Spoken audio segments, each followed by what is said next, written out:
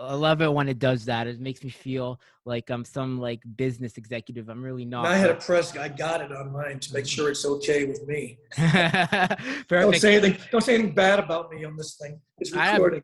I have nothing bad to say. Anyways, this is the Drew Experience, the show that's 80% combat sports and 20% everything else.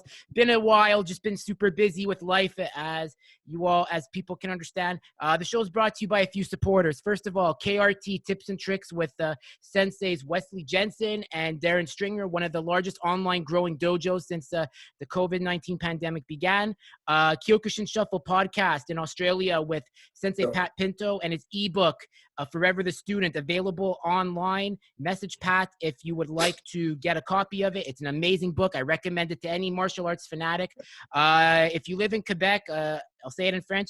Si vous habitez en Québec, if you live in Quebec, if vous aimeriez un bon dojo and you like a good dojo, I recommend going to Karate Boucherville with Shihan Pierre Cataford or any other Nakamura dojo under him, such as Karate Joanne Fournier, avec Sensei Joanne Fournier, and the other dojos in Quebec and anywhere else in Canada. Great organization, amazing schools, amazing team.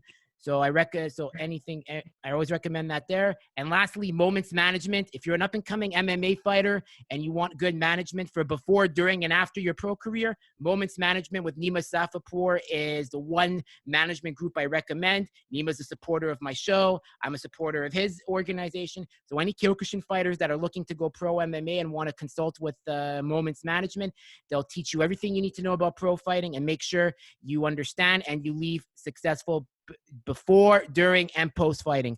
And with that, my guest today, man, I mean, all those, man, it's like I got these sponsors I got to mention, you know, I got to, it's like a support. I always have to give my supporters, but I digress.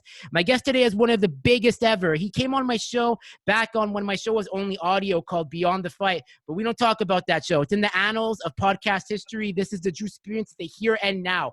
He is the vice chairman, All Americas and International Secretary, Renshi Shihan, and Chairman of Kyokushinkan USA. But not only that in martial arts, he's an entrepreneur and the founder of Indie Music, right?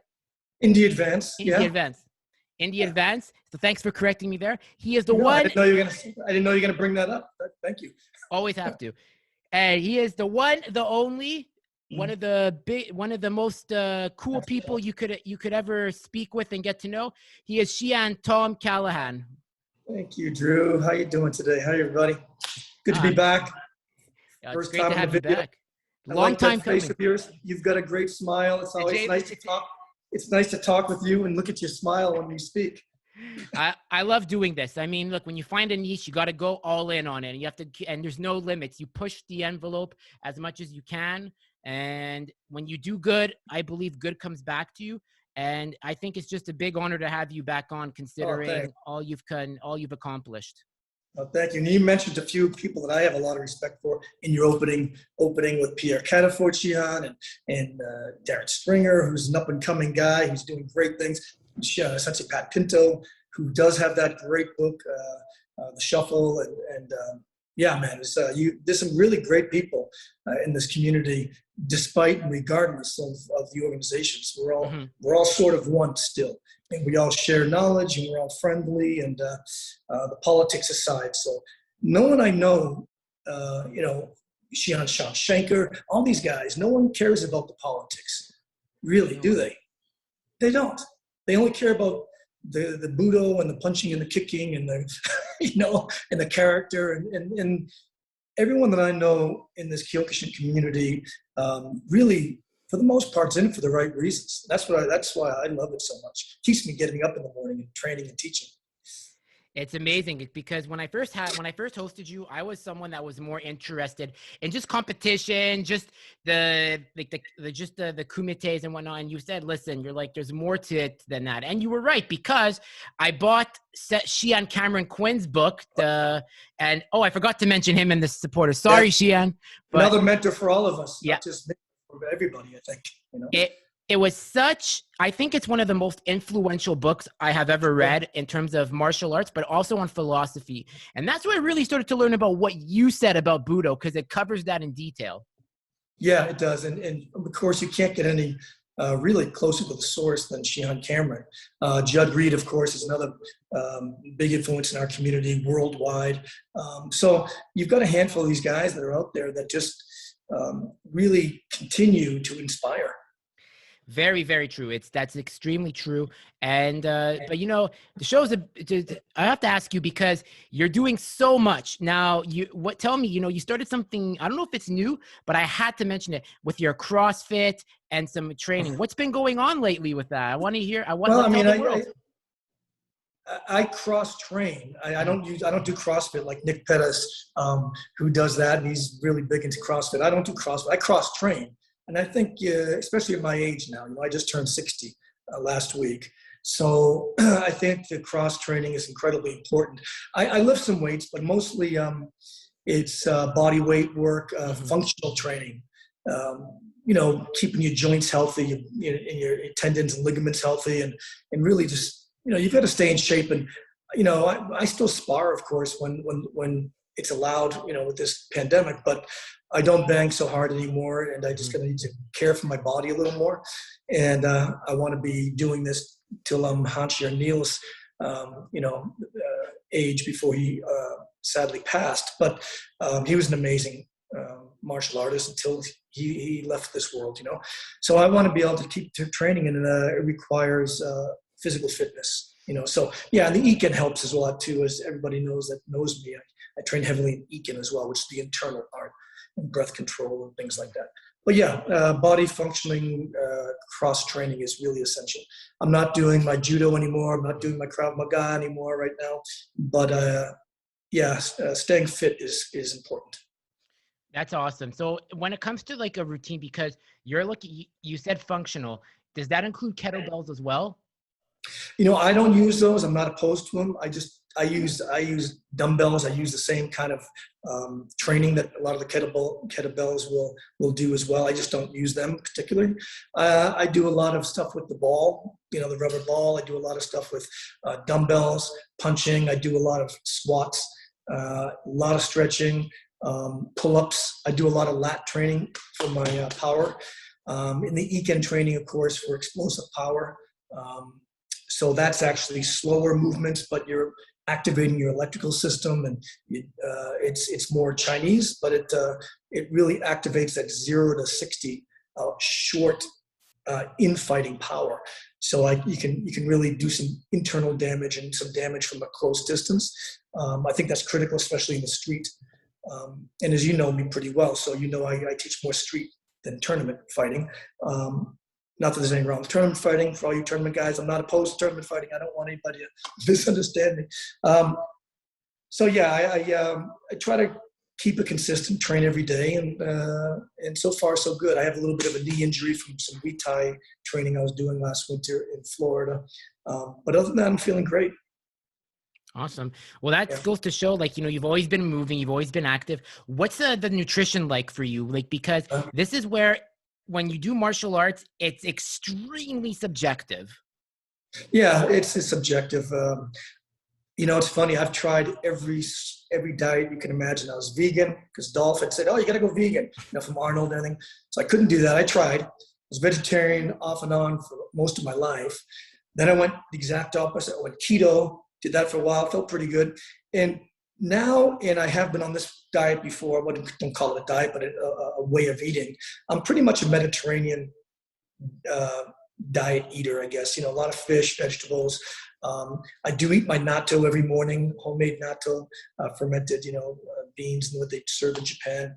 I'll do my complex carbs, lean proteins, lots of vegetables. Not too much fruit because of the sugar content, especially after dinner type of thing or after 4 or 5. You know, so I try to eat really healthy. You know. It's good.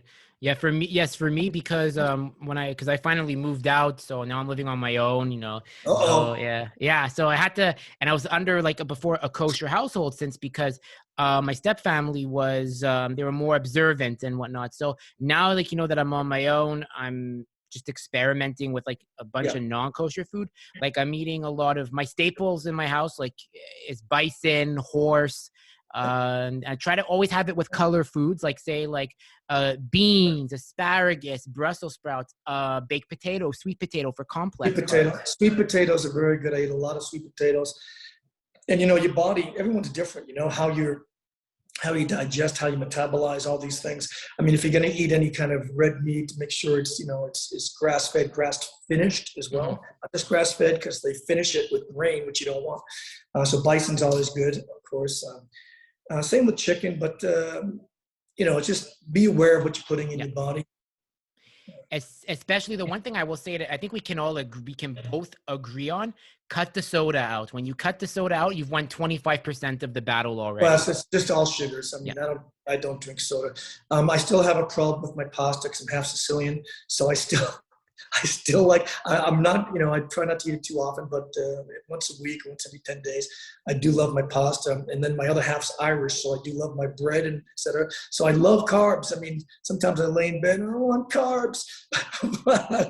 I do the carbs. I'm not a Spartan with my eating. I just stay away from sugar, obviously, in certain things. I mean, I'll go through phases where I'll be a Spartan for like 2 to 3 weeks. I'll eat incredibly clean and train incredibly hard. And then I go, wow, I feel great. And then I just go off it. Well, I did that, so it's hard to stay really healthy all the time, because part of the spice of life is having a glass of wine, having a bourbon, eating well, enjoying a good meal out. So I don't want to just deny myself that. Life's too short, Yeah, you have to have it. Like for example, like Saturday, I try to have my cheat days on Saturday, because then Sunday I don't eat that much. I'm trying intermittent fasting on Sundays mainly. I do the same. So Saturday, like this past Saturday, I went to, we have a restaurant in Quebec called Poutineville, and I had a poutine, and it was, so filling, but it was so worth it.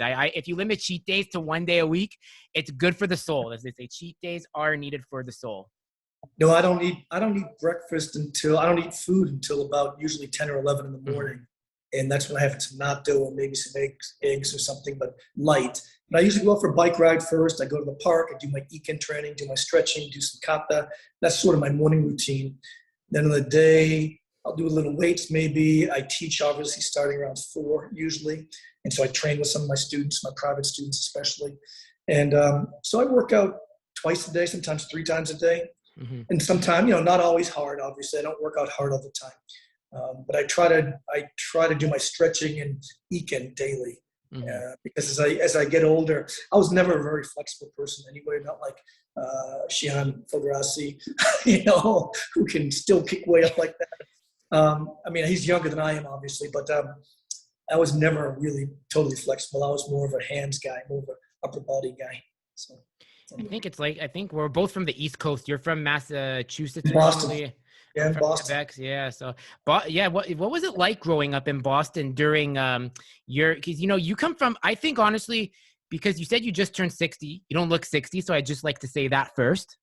Thank you, man.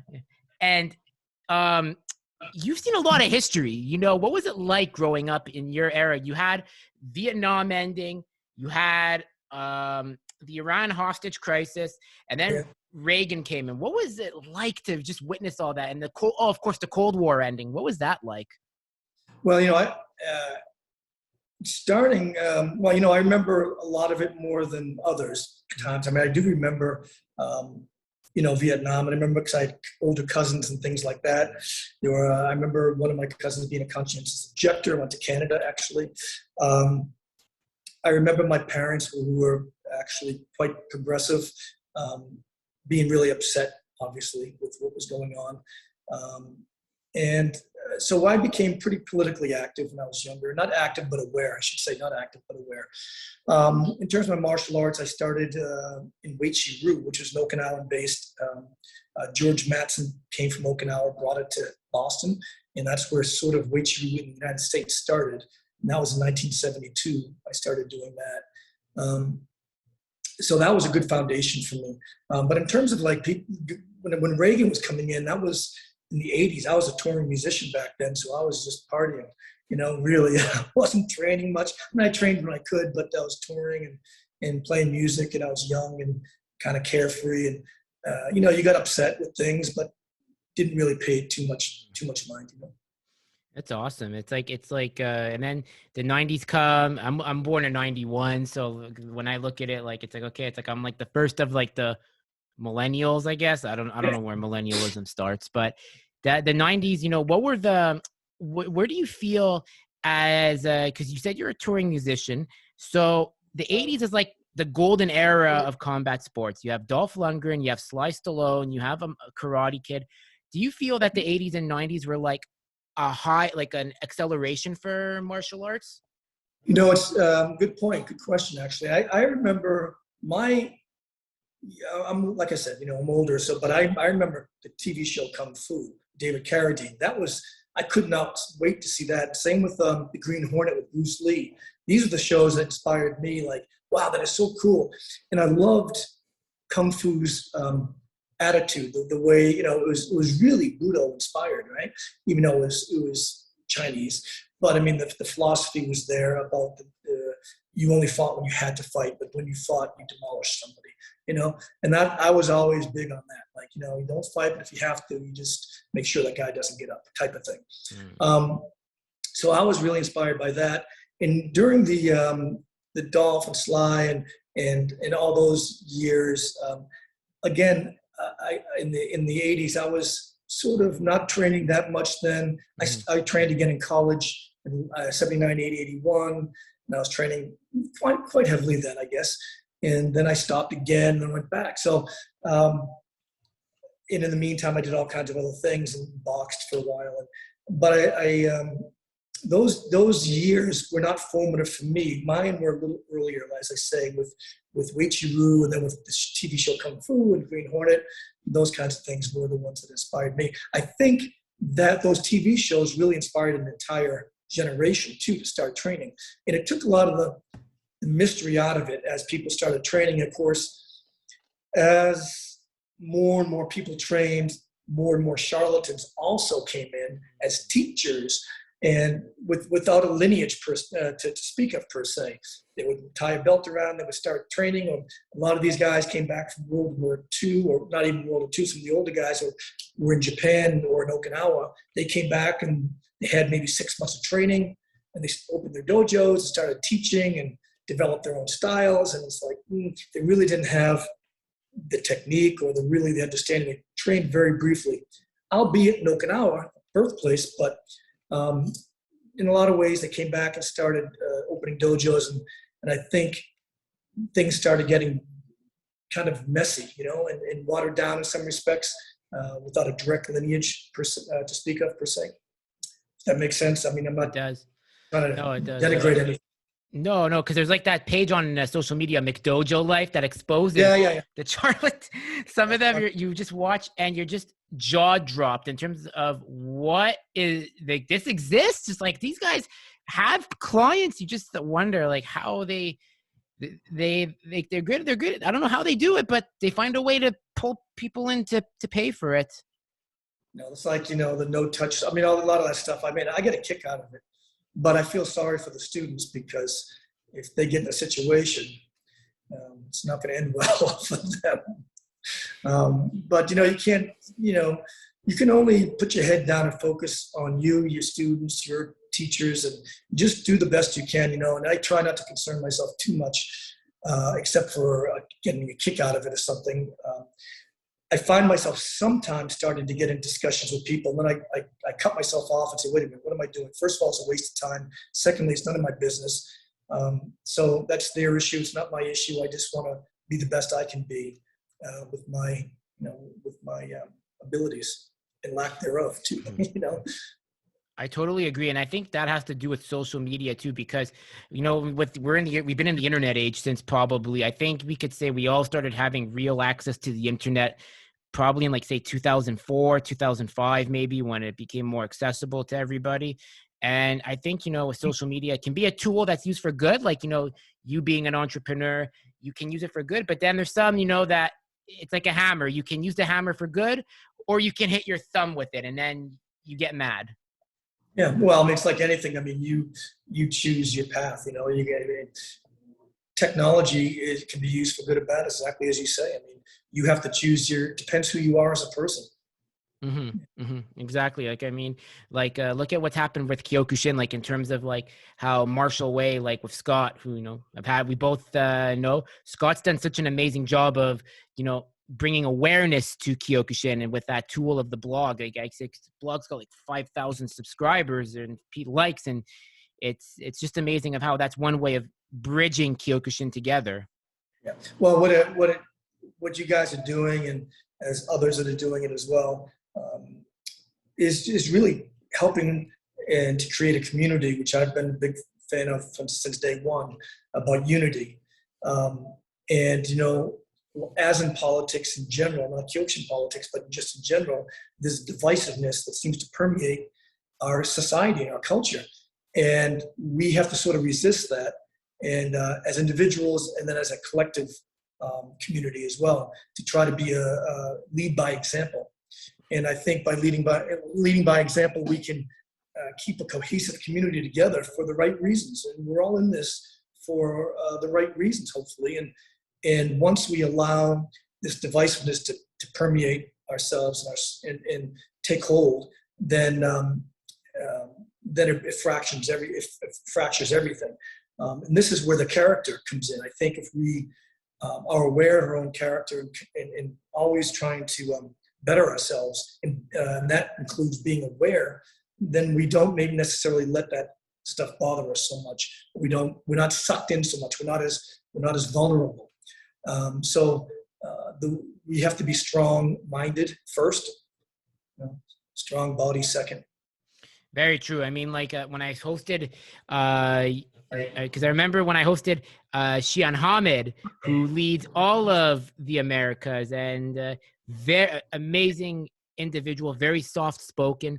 But that's one guy that, like, I can tell that really wants to make sure people have a powerful mind, but also to have A, respect, and B, like be willing to accept and take in other views, because there's not just what I got from him was, you can't assume that like Kyokushinkan is like the be all end all. He's like, there's other organizations I have to work with too, and they give us ideas, we give them ideas, and he said this is the path of how we're going to eventually become a stronger, united community.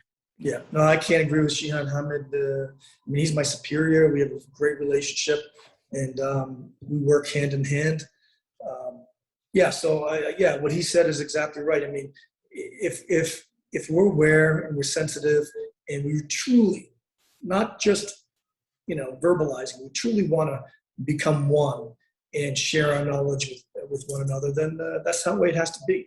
And we've got to be open to everything, sort of. I mean, not that everything's going to be good or bad. I mean, as in anything, you take what you can use and you kind of discard the rest.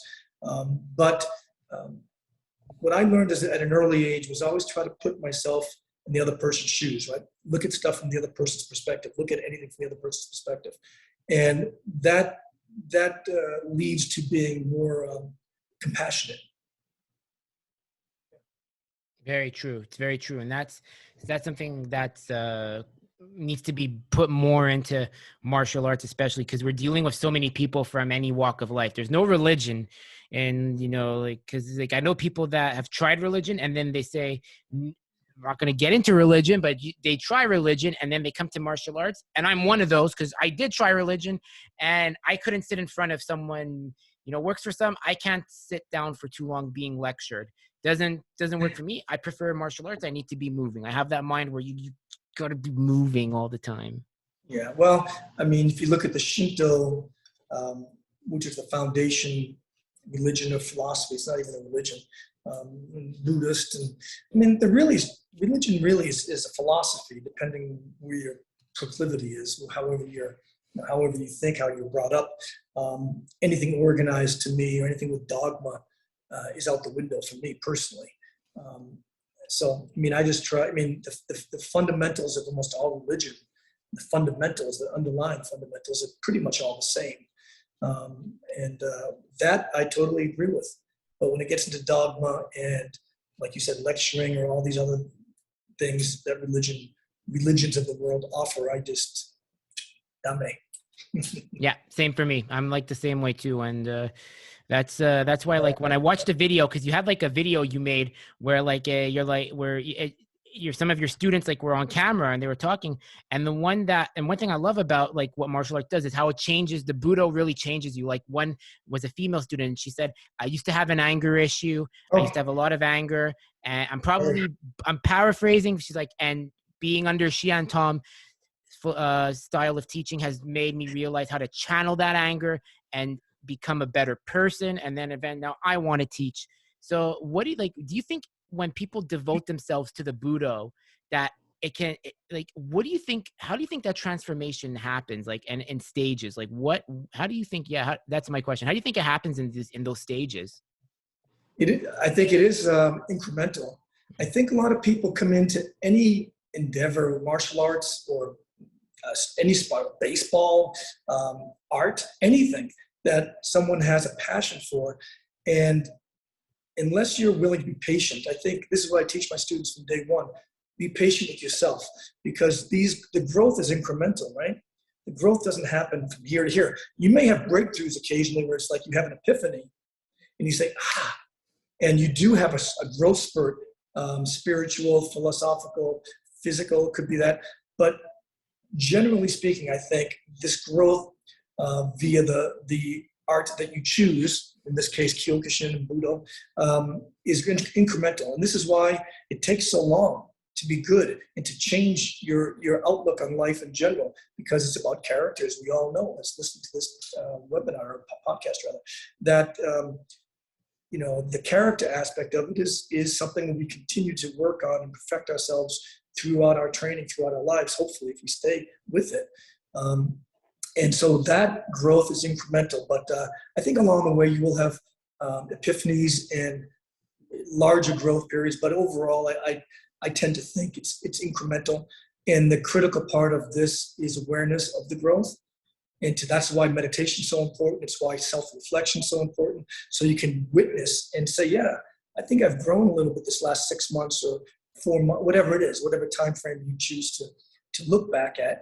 And then you have to look at that mirror and acknowledge your weaknesses still, which we typically don't. A lot of us don't. We look at the mirror, we look at our flaws, our weaknesses, and we tend to not to want to deal with it. And we look the other way and go, well, I'm good enough. Well, what is good enough? I mean, that's a hard thing to accept, So when you look at the mirror and if you're aware and you look at your flaws and you look at your weaknesses, acknowledging them is really critical. And then only by acknowledging will you incrementally grow. And if you're patient with yourself and have, of course, that self-discipline we've talked about in the past. Mm-hmm.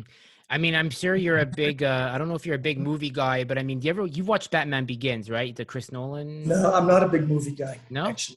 No, you are, because you've talked about this stuff all the time. Oh my God. So many. I have friends that are in these movies. I've never even seen them. So I'm not a big movie guy. I don't know why. Okay.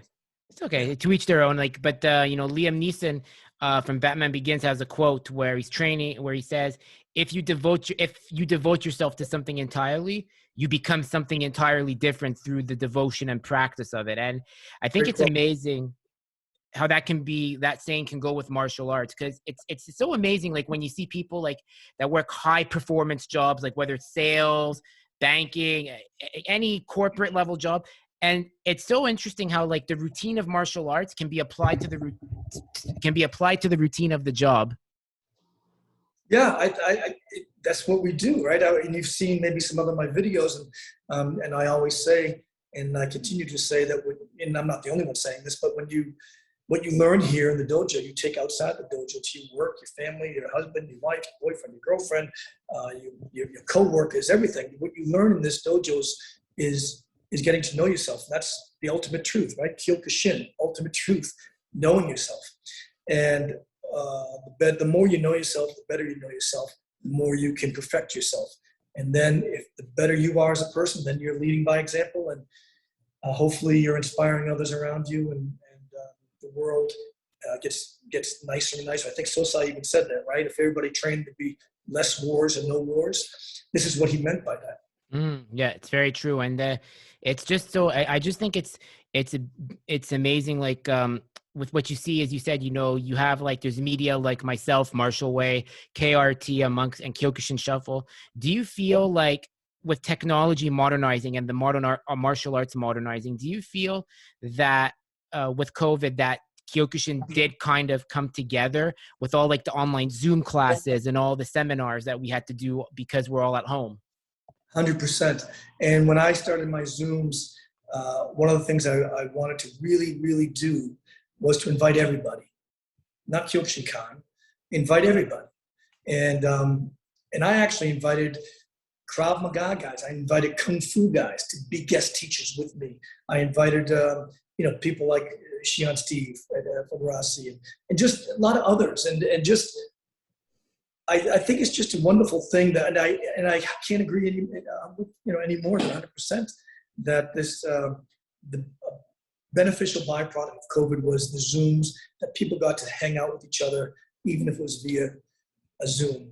But I really truly believe that everyone's got the best interest of everybody at heart here. And we all sort of share that same philosophy, which is really heartening, and it really wants help. It inspires me to keep training and teaching and going global, as people all over the world that know all of us now, all the different organizations, and everyone respects all the different organizations now because of some great teachers and that share this philosophy. And I think before the Zooms, before COVID, maybe a lot of people weren't aware of that. And so, yeah, I think this has really helped. Yep, that's amazing. And it's just crazy like how you like when with all these Zoom conversations, like friendships are formed now.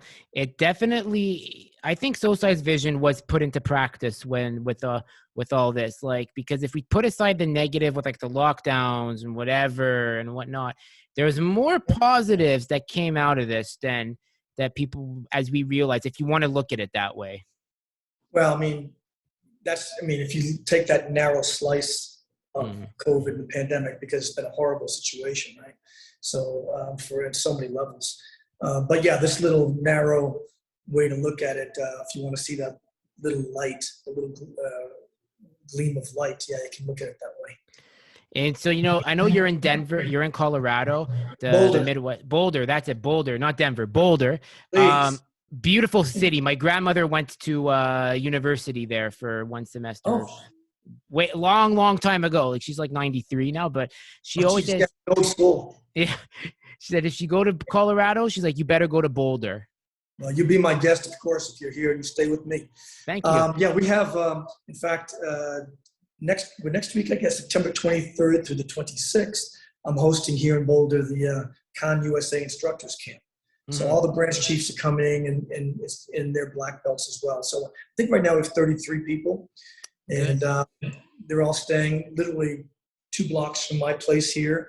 We're training in the park for 2 straight days, and it's about sharing our knowledge, but mostly it's about camaraderie at this point because no one's seen each other all together in a long time. So I wanted to do this, and I wanted to have it here in my town, and we got a lot of great outdoor space, and like I said, all the teachers are coming, all the branch chiefs are coming. I'm really looking forward to it. It's been a ton of work for me to put this together, but I couldn't be happier. I can't wait to see everybody and train with everybody and give everybody a hug. And, I miss everybody a lot. We all need a hug after what's happened in the past year or two, but that's amazing. And that's something like I'm glad you brought up about the all US, the all American instructors camp. And with that, do you feel that this seminar is a way to also learn what the future of teaching is going to be? Well, I don't know about that. I really think this COVID's I don't think it's ever going to be gone necessarily, but I think it's going to pass in such a way that going to the dojo is not going to be an issue. So in terms of the way we teach, I'm not sure that's going to be a thing, but I think the mindset that you and I just discussed about a global mindset, all-inclusive, politics aside mindset, I think that's going to permeate, and we're going to discuss that as well. And this is just the Khan USA Instructors Camp, by the way. This is not the All Americas or anything. But But yeah, I don't think the teaching's going to change much. I just think the mindset of like politics aside, we're all in this together. We just happen to belong to this organization, and we follow Kanchi Oyama and Shihan Okazaki. That's just our organization. So, but yeah, I think that I think it's going to be a really good session, a really good camp, and I think there's a lot of things that come out of that in terms of discussions, and maybe you're right. Maybe things will come out of that I wasn't aware of. Mm-hmm. That's amazing. And I mean, it's, I think, to that global mindset of like just expansion and, also like taking in ideas. It's, I mean, this is the digital age. So eventually everyone's going to have to adapt to the digital age. So do you feel like eventually maybe with the digital age, like for example, maybe we can have like seminars too, like with with the Shihans and Senseis in other continents, time zones? Yeah, no, I think it's never the same without being able to put your hands on someone when you're teaching them in terms of training or really being able to work with someone closely. So Zoom to me was, it's positive and negative, but you had to look at it positively because there's no other way to look at it. And it did have those residual benefits as we've just discussed. Everyone coming together, the global, and I'm sure having global Zoom sessions, there are benefits to it. I don't think it's ever going to be a replacement for real training in a dojo or in a park or wherever when you're face to face. But it does bring the camaraderie together. I think that's an important aspect to it. I don't think it'll ever replace personal training. That's very, very true. What are the plans for 2021 and beyond? I mean, look, we're now, I think we're look, regardless of how you want to look at what's going on in the world, I mean, do you feel next year that you're going to be traveling to like, say, Europe or maybe Asia just to like, meet with others? I have three trips planned right now. We got Costa Rica in March with Kanchi Oyama coming in there, I hope. April in Japan for the All Japan tournament and instructors camp there. And then I'm going to be in Switzerland teaching and with Kanchi Oyama and with Shihan Nicholas in Switzerland. I don't know if you know him.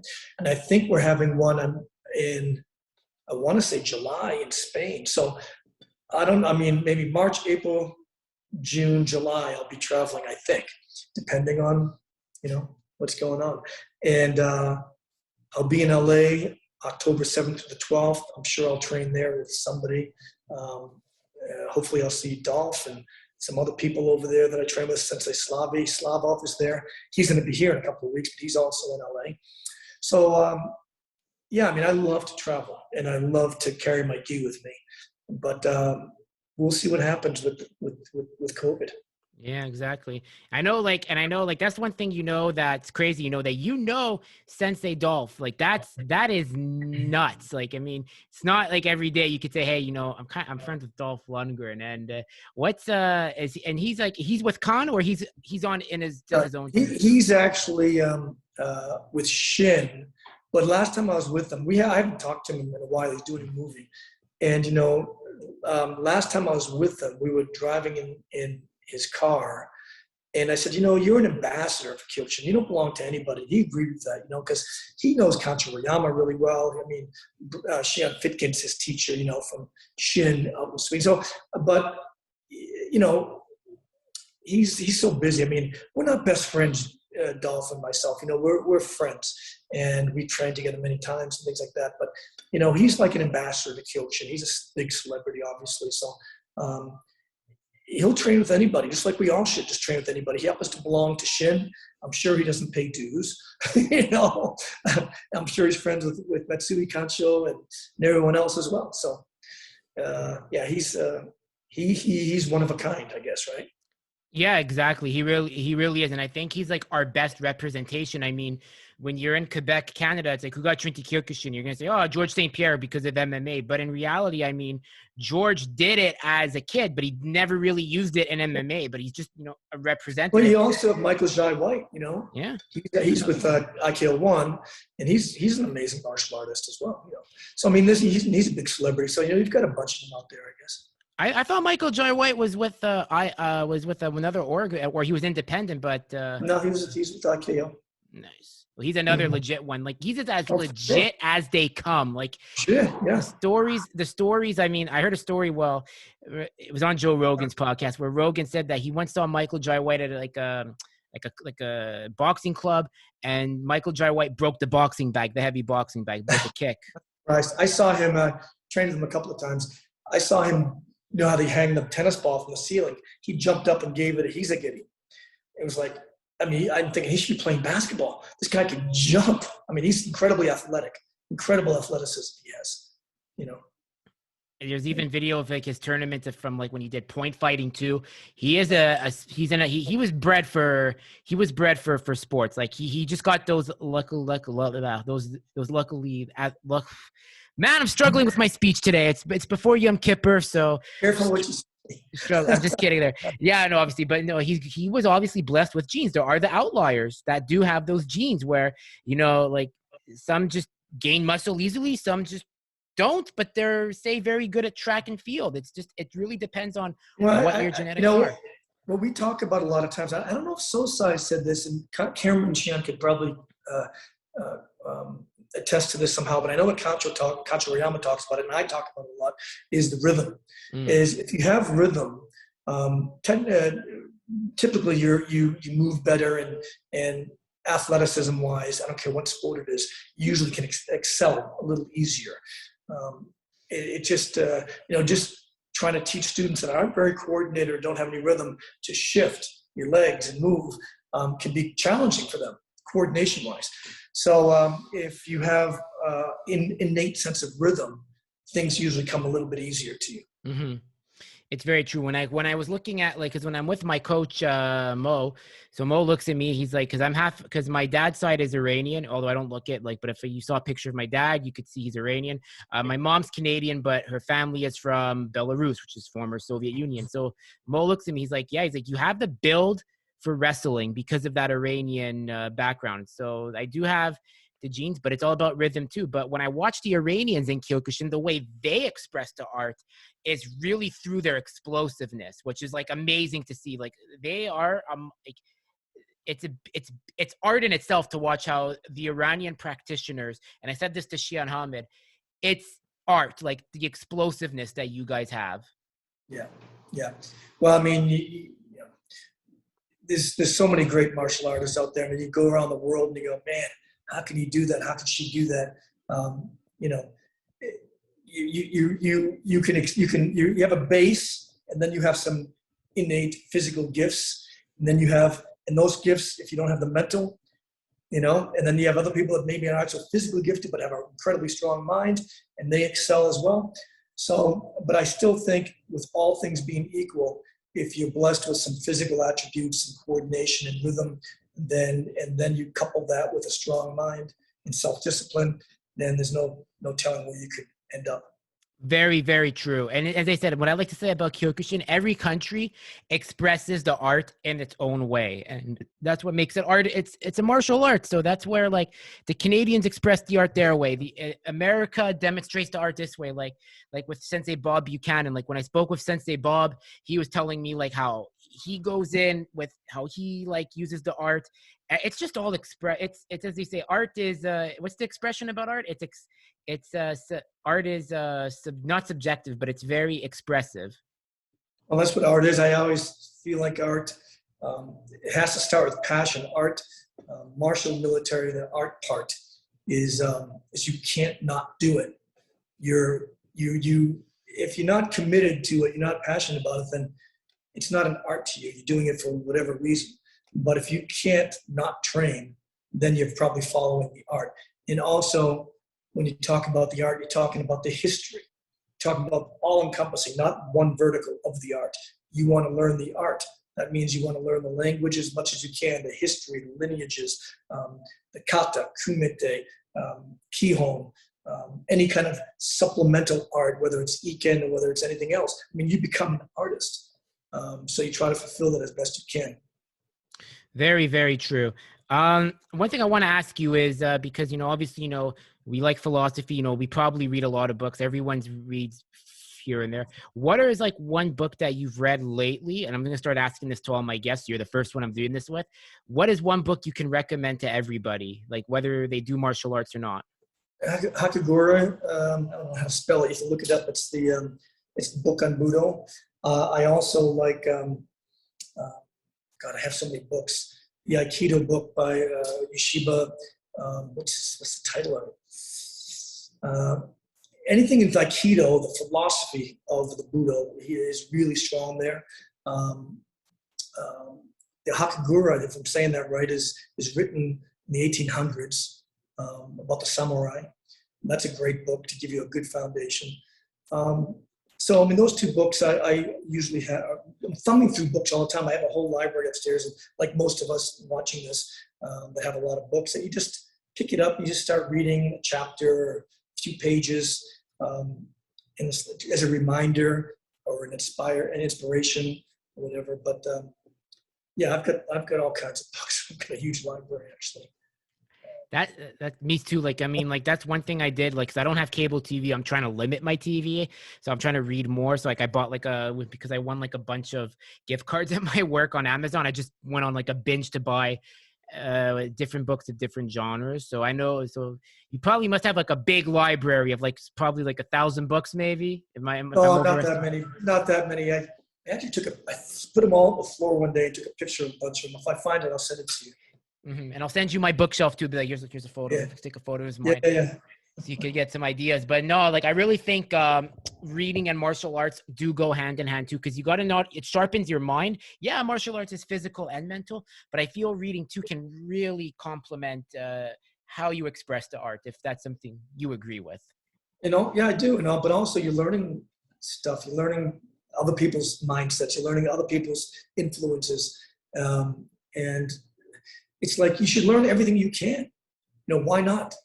Why wouldn't you? I mean, it just makes sense that you want to know everything about your art that you possibly can, if you're treating it as an art as such. Exactly. The one thing I want to say is because like I mean, we both went to college, and sometimes like I didn't finish though. I don't know. You probably finished. I didn't finish. It's okay. You did it. You tried it. I did finish it. I got it. So now you're bragging. No, you finished college.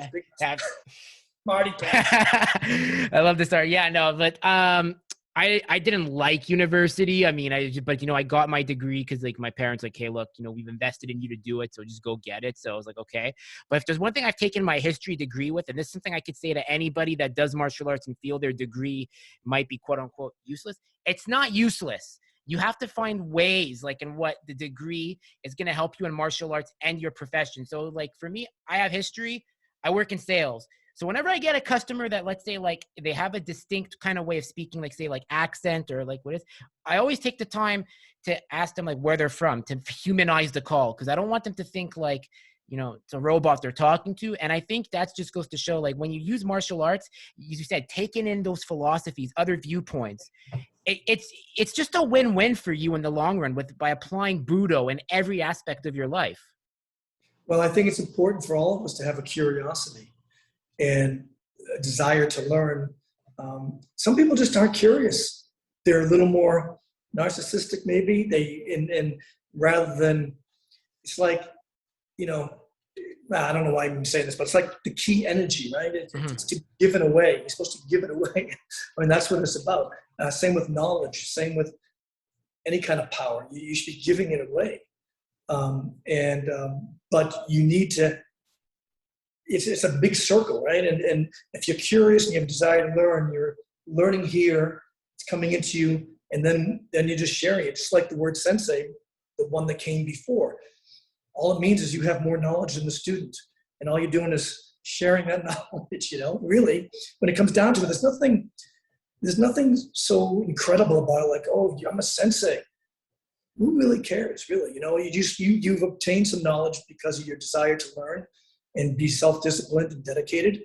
And then because you love it so much, you want to share it with some younger students. There's really nothing more to it than that. And so these egos that get so big, like, oh, sensei, look at all the stripes I have on my belt and all that, who cares? Anyway. Yeah. How are you being a good human? So that's what I want to ask you. So like the last question I want to ask you is, what do you think is the key to being a great sensei and a great Shihan? I think being a great sensei or a good sensei or a good teacher in general, and applies for Shihan as well, I think is to really listen and watch and observe your students. And because every student's an individual, and I know it's difficult in a class to teach to the whole class. This is really important, I think, to be a good teacher, that you have to be teaching to the whole class, but really observant of individual students, their strengths and their weaknesses. And it's not easy being a sensei, of course. And also on the other flip side of the actual physicality of it, you've sort of got to be a psychologist. You've got to sort of be a father figure. And you that respect has to be earned, of course, but you have to take that seriously. Like you don't want to, I don't know, I almost said the word F. You don't want to mess with that, if they're putting their trust in you, you've got to honor that trust. And I try to honor that trust by being as knowledgeable and as good as I can possibly be, because I don't want to teach crap. I want to know what I'm talking about. And so when my students come up, they're good and they're knowledgeable and they're not wishy-washy do, Kyokushin Budo, Karate do. And so I take my responsibility as a sensei very seriously. As a Shihan, to me, there's no difference. I'm a sensei, that's just a title I have because I'm old. I've been doing it for a while and passed a few tests. That's it. But I consider myself a sensei. I have a lot of my students still call me sensei that have been with me a long time. It doesn't bother me at all. Yeah, I think being really aware of your students, their weaknesses, their strengths, being a good listener, being sensitive, and being yourself, being knowledgeable as possible. And that's the responsibility I put on myself. And if I didn't take it serious, like, oh, I've got all these stripes on my belt, I don't care, I've already made it, I'm going to keep teaching, I'm going to be producing poor students. Awesome. Totally understand. Well, I just want to say personally, Shihan, I want to thank you for taking time to come on. It was such an honor to have you on again, this time in video, to put like a face to the voice. And where can people connect with you if they ever want to, whether it's for Kyokushin, whether it's for the indie music? Because listen, indie music any form of music is important, especially we got to support the indie artists. Yeah. Well, a lot of you guys know me from World Budo Arts. That's my personal Instagram and Facebook pages, World Budo Arts. And my music page is indieadvance.com, INDIE advance.com. And it's a new company. We're only about 10 months old. So yeah, music and martial arts is all I know. I can't put a nail in a piece of wood. So I'm not proud of that. I'm just saying I don't have a lot of skills. So, but World Budo Arts or indieadvance.com.